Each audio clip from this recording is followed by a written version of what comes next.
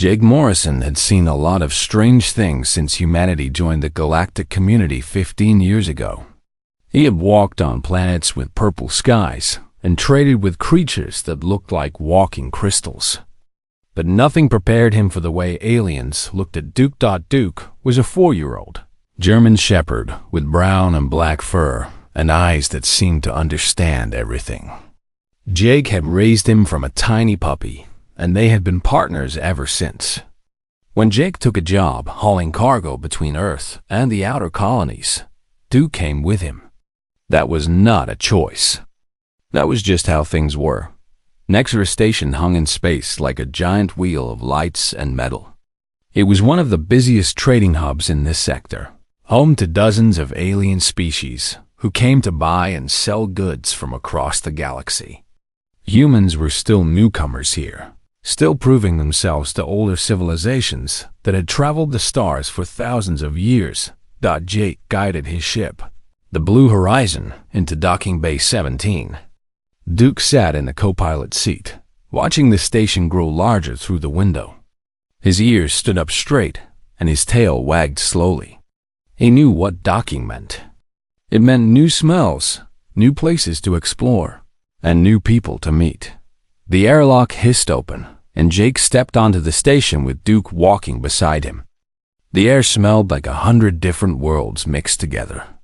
The corridors were wide and tall to fit all kinds of bodies. Small creatures scurried along the walls, while giants that looked like walking trees moved slowly through the crowd. Jake noticed the stairs immediately.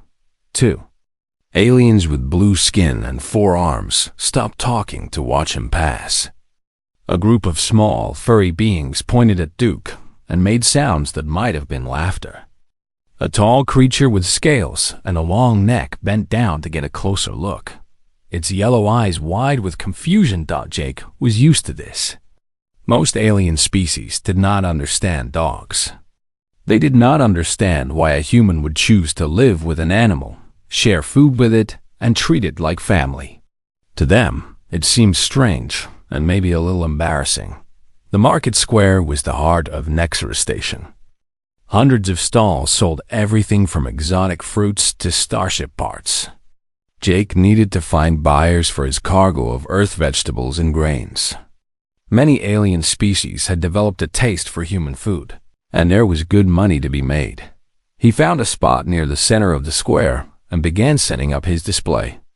Duke lay down beside him, calm and patient, watching the crowd with alert eyes. That was when the Kolvathi arrived. The Kolvathi were tall beings that looked somewhat like insects. They had hard shells covering their bodies, 4 arms, and heads with large compound eyes. They walked with a proud bearing, and they looked down on most other species. The Kolvathi had been traveling space for 5,000 years, and they never let anyone forget it. The leader of the group was called Vexinar. He stood taller than the others, and his shell was a deep red color that showed his high status. He walked through the market like he owned it, and other aliens moved out of his way. Vexinar stopped in front of Jake's stall. His compound eyes looked at the vegetables, then at Jake, and finally at Duke. Something like amusement crossed his alien face. "What is this creature?" Vexinar asked. His voice was sharp and clicking. "This is Duke," Jake said calmly. "He is my dog." "Your dog," Vexinar repeated. He turned to his companions and made a series of clicking sounds. They all began to laugh in their strange, rattling way. "And what purpose does this beast serve? Does it pull your ship? Does it fight your battles?" "He is my friend," Jake said. The laughter grew louder. Other aliens in the market stopped to watch. Some of them joined in the amusement, pointing at the human and his animal companion. "Friend," Vexinar said the word like it tasted bad. "You humans are even stranger than we thought. You keep beasts in your homes. You feed them from your own plates. You treat them as equals." He shook his head, and his antennae waved with contempt. "This is why humans will never be respected among the stars. You are beast keepers. Nothing more." Jake felt his jaw tighten, but he kept his voice steady. On Earth, dogs and humans have been partners for 40,000 years. They protected our ancestors from danger. They helped us hunt for food. They kept us warm in the cold. And in return, we gave them our love and our homes. Love, Vexinar clicked. You speak of love for an animal. Does it understand your words? Does it appreciate your feelings? Duke chose that moment to stand up. He moved closer to Jake, pressing against his leg. His eyes were fixed on Vexinar, and a low rumble came from his chest. Not quite a growl, but a warning. Vexinar stepped back, surprised by the animal's reaction. Then he laughed again. The beast thinks it can protect you. How touching. How sad. He turned and walked away, his companions following. But as he left, he called back over his shoulder. Enjoy your time on the station, human. Perhaps your pet can keep you company when you are alone. Jake watched them go. He reached down and scratched behind Duke's ears. Easy, boy. They are not worth it. An older human woman approached him. She wore the uniform of the station's diplomatic corps. Her name tag read Commander Lyra Holt. I saw what happened, she said. The Corvathi have been causing problems for human traders lately. They see us as inferior, and they are not shy about showing it. I noticed, Jake said. Be careful, Commander Holt warned. Vexinar is powerful here. He has connections with station security and the Trade Council. If he decides to make trouble for you, there is only so much I can do. Jake nodded. I appreciate the warning. Commander Holt looked down at Duke. A small smile crossed her face. German Shepherd? Yes, ma'am. Good dog. She reached down and let Duke sniff her hand. His tail wagged, and he licked her fingers. They do not understand, do they? The aliens, I mean. They do not understand what dogs mean to us. No, Jake agreed. They do not. Commander Holt straightened up. Well, finish your business and get back to your ship. And keep your eyes open. She walked away into the crowd. Jake spent the rest of the day trading his cargo. The vegetables sold well, and he made enough credits to cover his fuel costs and then some. But he could not shake the feeling that something was wrong. As the station's lights dimmed to simulate evening, Jake packed up his stall and headed back toward the docking bay. Duke walked close beside him, his head moving from side to side, alert for any threat. Jake did not see the Corvathi watching from the shadows. He did not see Vexinar pointing at him and speaking quietly to a larger Corvathi with scars on his shell. He did not see the cold calculation in their compound eyes. But Duke saw. Duke always saw, and somewhere deep in his chest, where 40,000 years of protective instinct lived, Duke began to prepare for what was coming. 1 month had passed since the incident on Nexus Station.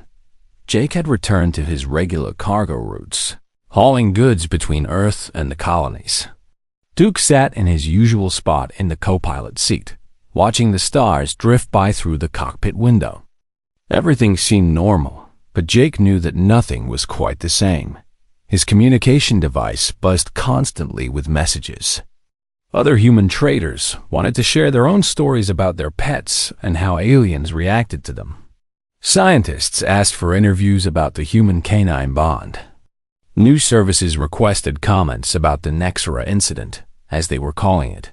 Jake ignored most of them. He was not interested in being famous. He just wanted to haul cargo and spend time with his dog. But he could not ignore what was happening across the galaxy. Reports came in from dozens of stations and worlds. Alien species were researching Earth animals with new interest. Dogs were the main focus, but cats, horses, and other companion species were also being studied. The question everyone seemed to be asking was the same. How did humans form such deep bonds with other creatures? The Mavari delegation arrived on Earth 3 weeks after Jake left Nexus Station. Tella was among them, appointed as a junior ambassador specifically because of her experience with Jake and Duke. She sent Jake regular messages about their progress. "We visited a place called a shelter today," one message read. "It is where humans keep dogs who have lost their families. We watched humans choose new companions and take them home. Many of the humans cried with happiness. Some of the dogs cried too. I did not know dogs could cry." Another message arrived a few days later. "We met a dog who works with human police. He can smell things that humans cannot. He finds lost people. He catches criminals." His human partner said that the dog has saved dozens of lives. The dog just wagged his tail and wanted to play with a ball. And later, we visited a hospital where dogs help sick humans feel better. One old woman was dying. Her family brought her dog to say goodbye. The dog lay beside her and did not move for hours. He knew. I do not understand how, but he knew. Jake read each message with a mixture of pride and sadness. Pride because his experience was helping to change how aliens saw humanity. Sadness because reading about other dogs made him hold Duke a little tighter. When the Blue Horizon docked at Nexus Station again 6 months after the incident, Jake was not sure what to expect. He found a different place. The market square was busy as always, but the atmosphere had changed. Human traders walked with confidence now. Some of them had dogs with them, no longer hiding their companions. And the aliens who passed them did not laugh or mock. They nodded with respect. A young Korvathi approached Jake as he set up his trading stall. Jake tensed, his hand dropping to Duke's collar. But the alien held up its arms in a gesture of peace. "I mean no harm," the Korvathi said. Its voice was younger, softer than Vexenar's had been. "I only wanted to see the dog. I've watched the video many times. I wanted to understand what I was seeing." Jake relaxed slightly. "What do you think you were seeing?" The Korvathi was quiet for a moment. Its compound eyes studied Duke, who was watching the alien with calm attention. "Loyalty," the Korvathi said finally. "That is what I see. Not blind obedience, but chosen loyalty. The dog could run away. He could save himself. But he chooses to protect you instead. That is right. Among my people, we do not choose our loyalties. They are assigned to us by birth and rank. The idea that a creature would freely give its devotion, would fight and die for another out of love." The Korvathi shook its head. "It is a strange and wonderful thing." Jake smiled despite himself. "Would you like to meet him?" The young Korvathi reached out carefully and touched Duke's fur. The dog sniffed the alien's hand and gave it a quick lick. The Korvathi made a sound that might have been laughter. "He is soft," it said with wonder. "I thought he would feel like a weapon, but he feels like comfort." "He is both," Jake said. The Korvathi thanked him and walked away, looking thoughtful. Jake watched it go, amazed at how much it changed. Commander Holt found him later that day. She looked tired but satisfied. "You have been busy," Jake said. "You have no idea." Holt sat down across from his stall. "Since the incident, 23 different species have requested information about Earth companion animals. 6 delegations have visited our planet to study the human-animal bond. 3 species are already experimenting with forming their own partnerships. Will it work for them? Who knows?" Holt shrugged. "It took humans 40,000 years to create what we have with dogs. These species are starting from nothing, but they want to try. That is what matters." Duke wandered over and put his head in Holt's lap. She scratched behind his ears automatically, smiling. "He really is something special," she said. "They all are," Jake replied. "Every dog, every cat, every creature that shares its life with us. They remind us that love is not a weakness. It is the strongest thing in the universe." Holt looked at him thoughtfully. "You know, Vexenar sent you a message." Jake raised his eyebrows. "What did it say?" "Just 2 words. I understand. Jake did not know how to feel about that. Vexnar had tried to hurt him, had tried to teach him a lesson about his place in the galaxy. Instead, Vexnar had learned a lesson himself. Whether that made things better, Jake could not say. That evening, as the station's lights dimmed to simulate night, Jake walked with Duke along the observation deck. The windows showed the vast expanse of space, stars scattered across the darkness like diamonds on black velvet. Other beings walked the deck as well. Some of them nodded to Jake as he passed. Others smiled at Duke. A few bent down to greet the dog, asking permission first. Learning the proper way to meet a canine companion, Jake stopped at a window and looked out at the stars. Duke sat beside him, leaning against his leg. "We did something here, boy," Jake said quietly. "Something that might change things for a long time." Duke did not answer, of course.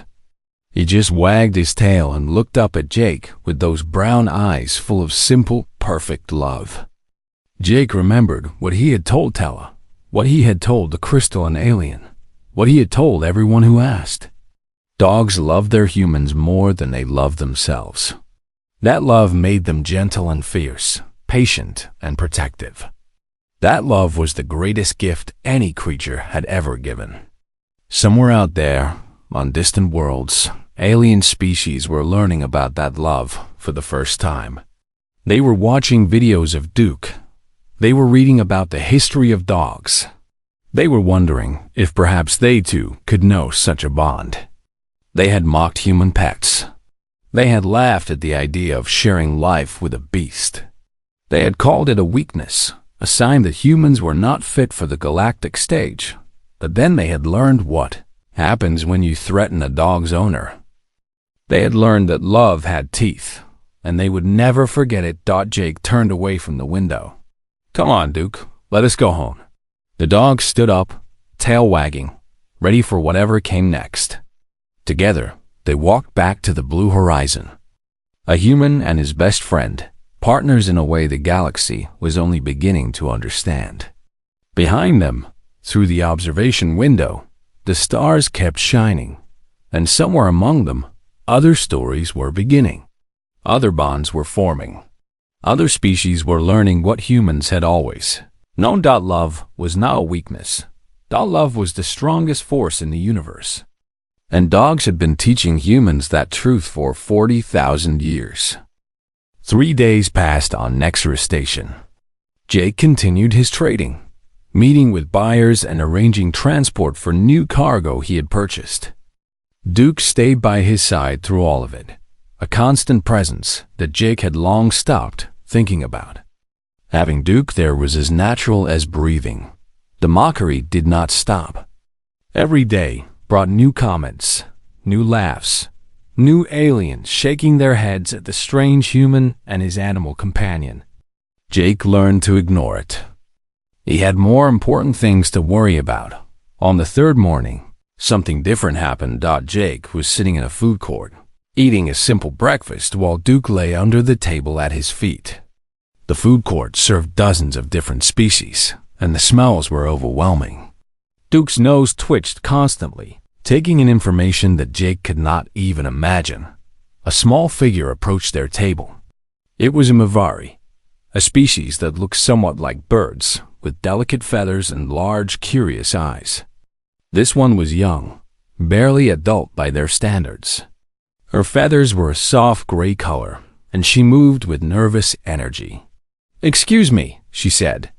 Her voice was high and musical. "May I sit with you?" Jake gestured to the empty seat across from him. "Please." The Mavari sat down. She kept glancing under the table at Duke, who watched her with calm interest. "My name is Tella," she said. "I have been watching you for several days. I hope that does not sound strange." "A little strange," Jake admitted with a small smile. "But I am used to being watched. What can I do for you, Tella?" "I want to understand," Tella said. "About your animal." "The dog. Everyone laughs at humans for keeping beasts as companions. They say it is a sign of weakness or foolishness. But I have watched you together, and I do not see weakness. I see something I cannot explain. Jake set down his fork. It was rare to meet an alien who wanted to understand rather than judge. What do you want to know? Everything, Tella said. How did this partnership begin? Why do you keep dogs with you? What do you gain from it? Jake thought for a moment about how to explain something that felt so natural to him. He decided to start at the beginning. Long ago, before humans built cities or ships or anything else, we lived in the wild. We were not the strongest creatures on our planet. We could not run the fastest or fight the hardest. But we were smart, and we knew how to work together. Tella leaned forward, listening carefully. There was another creature on our world called the wolf. Wolves were strong and fast and had senses far better than ours. They could smell danger from great distances and hear things we could not. Some wolves began to follow human camps, eating the scraps we left behind. And some humans began to see the wolves as useful. You formed an alliance, Tella said. More than that. Jake reached down and rested his hand on Duke's head. The dog's tail thumped against the floor. Over thousands of years, wolves and humans grew closer. The wolves that were friendlier and more helpful had more puppies. The humans who treated wolves well survived longer. We changed each other. We evolved together. The wolves became dogs, Tella said, understanding. Yes, dogs are not just tamed wolves. They are something new, something that exists only because of their bond with humans. They can read our faces and understand our feelings. They know when we are happy or sad. They protect us with their lives, if they have to. Tella looked under the table again. Duke met her gaze and wagged his tail slowly. May I touch him? Tella asked quietly. Hold out your hand. Let him smell you first. Tella extended her small, feathered hand toward Duke. The dog sniffed it carefully, his nose moving over her feathers. Then he licked her fingers gently. Tella made a sound of pure delight. He's so warm, so soft. He likes you, Jake said. I do not understand, Tella said, stroking Duke's fur with wonder. Among my people, we keep animals only for food or work. The idea of choosing to bond with another species, of caring for them as family, it is very strange to us, but you are curious about it. Yes. Tella looked up at Jake. I think there is something beautiful here, something my people have never considered. From across the food court, Jake noticed Vexnar watching them. The Korvathi's compound eyes were fixed on the scene, and even without understanding Korvathi expressions, Jake could sense his anger. A human was gaining respect from another species. That clearly bothered Vexnar. Jake chose to ignore him and continued talking with Tella. Dogs have saved countless human lives, he said. They warn us of fires in our homes. They guide blind people through dangerous streets. They find lost children and trap survivors. They sense when we are sick, sometimes before we know it ourselves. And they ask for nothing in return except our love.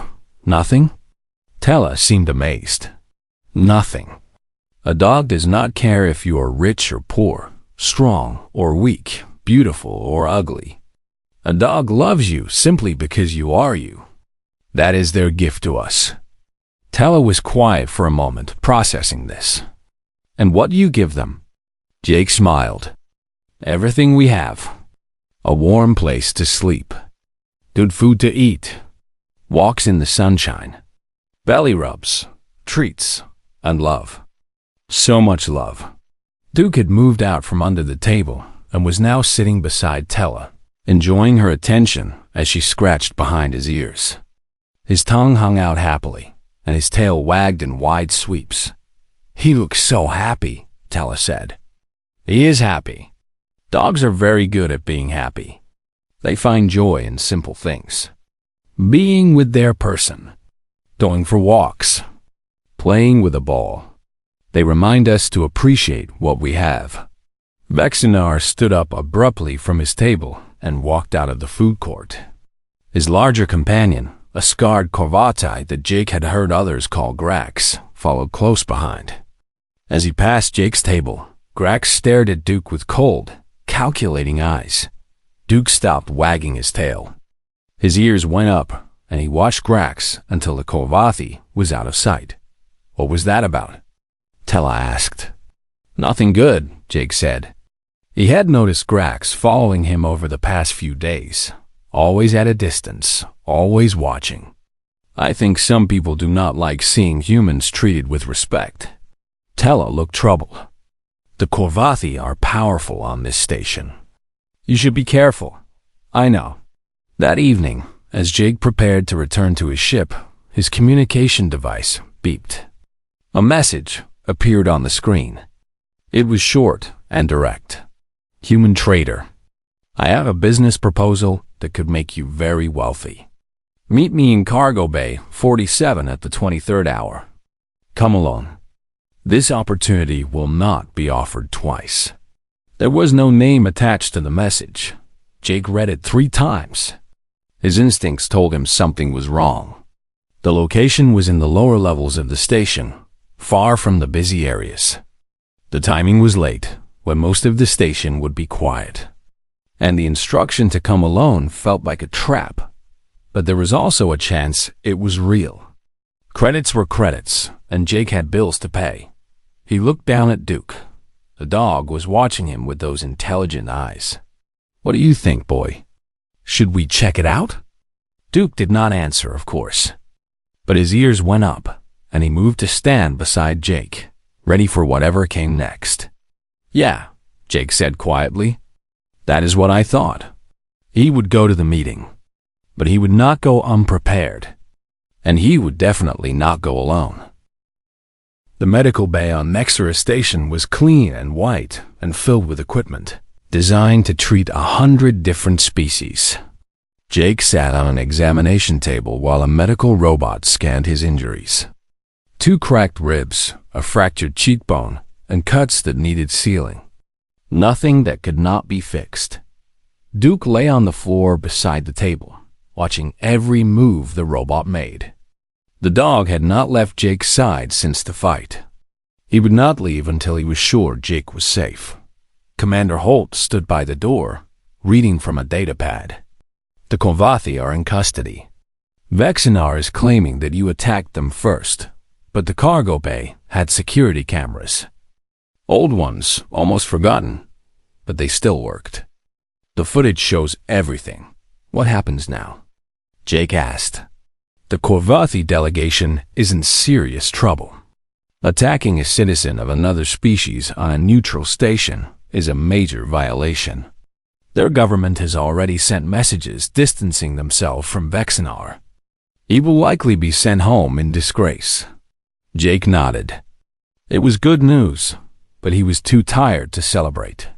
There is something else, Commander Holt said. She walked closer and lowered her voice. The footage of the fight is spreading across the station. Everyone is watching it. What do you mean? I mean everyone. Commander Holt turned the datapad so Jake could see. A video was playing, shot from a high angle. It showed Duke fighting, moving with speed and power, taking down Corvati twice his size.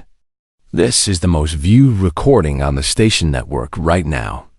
Species that have never even seen a dog before are watching it over and over. Jake looked at the screen.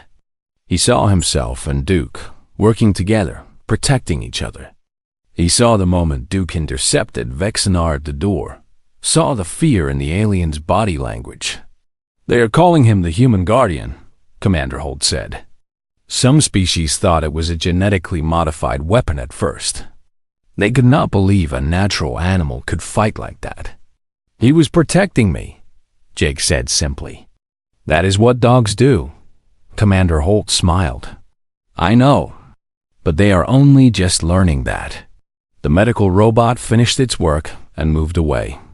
Jake's ribs were bound, his cuts sealed, and painkillers hummed through his system. He would be sore for a few days, but he would heal. Duke stood up immediately, pressing his nose against Jake's hand. Jake scratched behind the dog's ears. He did not get hurt? Commander Hole asked. No, he is too fast. Jake felt a swell of pride. He knew exactly what he was doing. A soft knock came from the medical bay door. Tella stood there, her gray feathers fluffed with worry. May I come in? She asked. Of course. Jake waved her forward.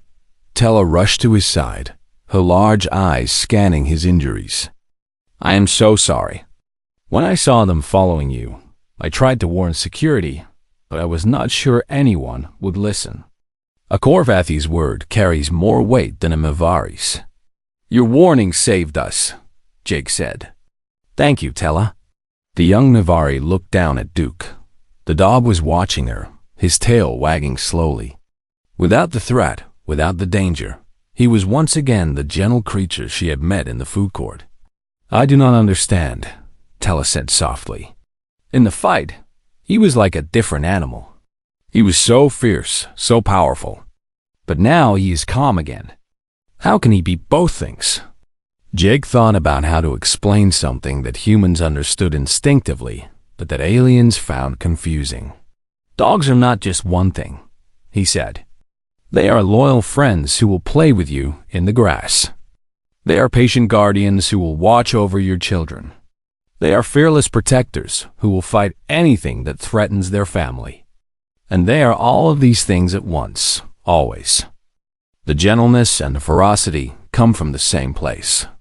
What place is that? Love. Jake rested his hand on Duke's head. Dogs love their humans more than they love themselves. That love makes them sweet and patient. It makes them want to please us, to make us happy. But that same love makes them dangerous when we are threatened. They do not think about their own safety. They only think about protecting us. Tella sat down slowly, processing this. Among my people, love is considered a weakness. It makes you vulnerable. It gives others power over you. Maybe that is true, Jake admitted. But love also gives you strength. When you have something worth fighting for, you fight harder than you ever thought possible. Duke did not hesitate in that cargo bay. He did not run, because running would mean leaving me behind, and that was something he could never do. Duke licked Jake's hand, as if confirming his words. I want to learn more, Kella said suddenly. About dogs. About this bond between your species. I want to share what I have learned with my people. I would be happy to teach you, Jake said, over the next 2 days. Something changed on Nexera Station. The video of Duke's defense continued to spread, reaching species and stations far beyond this sector. Aliens who had never encountered Earth or humans watched a dog fight for his companion and could not look away. The comments and discussions multiplied across the network. Some species were frightened. If humans kept such powerful guardians, what else might they be capable of? They began to look at human traders with new respect, wondering what loyal beasts might be waiting on their ships, but others were fascinated. Scientists sent requests for information about canine genetics and behavior. Philosophers debated the nature of a bond that could transcend species. Poets composed works about the silent guardian who asked for nothing but love. And some, like Tella, were inspired. Jake noticed the change when he walked through the station. The mockery had stopped. No one laughed at Duke anymore. Instead, they watched with curiosity and something like wonder. A few brave souls approached to ask questions, to learn about dogs and their history with humans. One alien, a tall being with crystalline skin, stopped Jake in the corridor. Your guardian, it said, pointing at Duke. The bond you share. Is it painful when it ends? Jake understood what the alien was really asking. Yes, he said honestly. Dogs do not live as long as humans. We know when we get one that someday we will lose them. That is part of the deal. Then why do you agree to it? Why accept that pain? Jake looked down at Duke. The dog looked back up at him, tongue hanging out, tail wagging. Happy, content, loved. Because the years we have together are worth it, Jake said. Because a life filled with that kind of love, even if it ends too soon, is better than a life without it. We accept the pain because we know the joy is worth paying for. The crystalline alien was silent for a long moment. Then it bowed its head in what Jake recognized as a gesture of respect. Your species is strange, it said, but perhaps not as foolish as we believed. On the evening before Jake was scheduled to leave the station, Tella came to say goodbye. She found him in the docking bay, loading the last of his cargo onto the blue horizon. Duke was supervising, walking back and forth, sniffing everything that came aboard. I have something to show you, Tella said. She held out her datapad. On the screen was a message from the Mavari homeworld. The elders of her people had seen the video of Duke's defense. They had read Tella's reports about the human-dog bond, and they had made a decision. They want to send a delegation to Earth, Tella said. They want to learn about dogs. They want to see if our people could form similar bonds. Jake stared at her. Really? Tella's feathers fluffed with excitement. It will take time. We are not like humans. We did not evolve alongside any other species. But the elders believe that perhaps we can learn. Perhaps in a few generations, we might have our own companions. Duke walked over and sat beside Tella. She reached down and stroked his fur, still marveling at the softness. You have given my people something precious, Tella said. Hope. The hope that we might someday know what you and Duke share. Jake smiled despite the ache in his healing ribs. That is the best thing anyone has ever told me. As Tella left, Jake stood in the loading bay of his ship and looked out at Nexus Station. Somewhere in there, Vexenar sat in a cell, waiting to be sent home in disgrace. Somewhere out there, aliens were watching videos of Duke and wondering what it meant.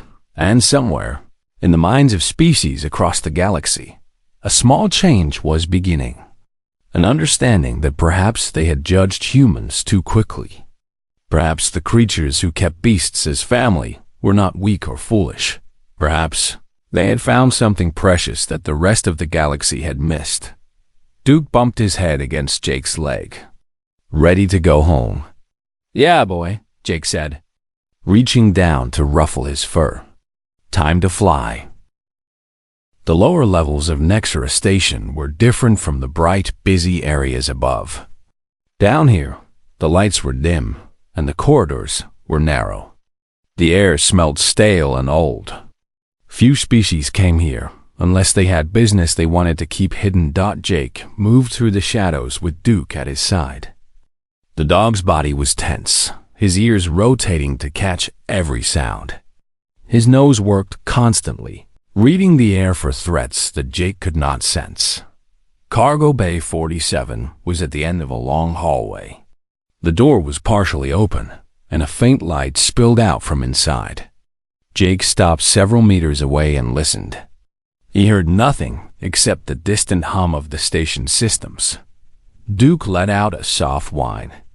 Not fear, but warning. Something was wrong, and the dog knew it. Jake knew it too. Every instinct he had screamed at him to turn around and walk away. But there was another part of him, the stubborn part that wanted to face whatever was waiting. He was tired of being mocked. He was tired of being treated like a lesser being. If someone wanted to threaten him, let them try. Stay close, boy, Jake whispered. And be ready. Duke pressed against his leg in response. They moved forward together. The cargo bay was large and mostly empty. A few old containers were stacked against the walls, covered in dust and forgotten. The light came from a single fixture hanging from the ceiling, casting a circle of pale illumination in the center of the room. Standing in that circle was Vexenar. The Korvathi was not alone. 4 others stood behind him, including Grax with his scarred shell and cold eyes. They were arranged in a half circle, blocking the path to the exit. Ah, the human came, Vexenar said. His clicking voice echoed in the empty space. And he brought his beast. How predictable. Jake stopped at the edge of the light. Duke stood beside him, absolutely still. The dog's eyes moved between the Kovathi, tracking each one. "There is no business proposal," Jake said. It was not a question. "No," Vexnar agreed. "There is not. I asked you here because you have become a problem, human. You walk around this station with your head held high. You talk to other species as if you are their equal. You let that animal follow you everywhere, showing the galaxy how primitive your kind truly is.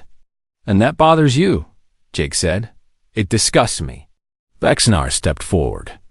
"Humans are newcomers to space. You have been among the stars for less than a human lifetime.